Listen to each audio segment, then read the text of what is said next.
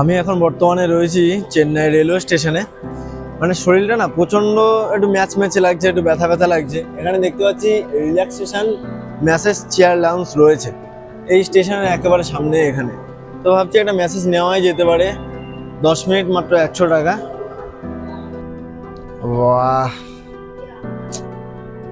শরীরটা জাস্ট একদম বেশ রিল্যাক্স হয়ে যাবে জাস্ট 10 মিনিটে। মোটামুটি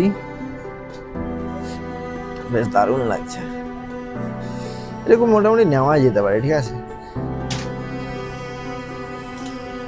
এই যে শরীরে যে একটা ম্যাচ ম্যাচে যে একটা ব্যথা, 10 মিনিটে মোটামুটি ঠিক আছে। মোটামুটি যে পেন গুলো থাকে না, এগুলো মোটামুটি থেকে রিল্যাক্স পাওয়া যায়, এটুকুই বলতে পারি।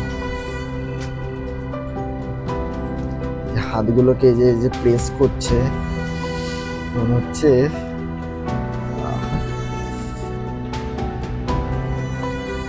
একদম যে ব্যথাটা রয়েছে সেটা একদম বেশ দারুণ ভাবে।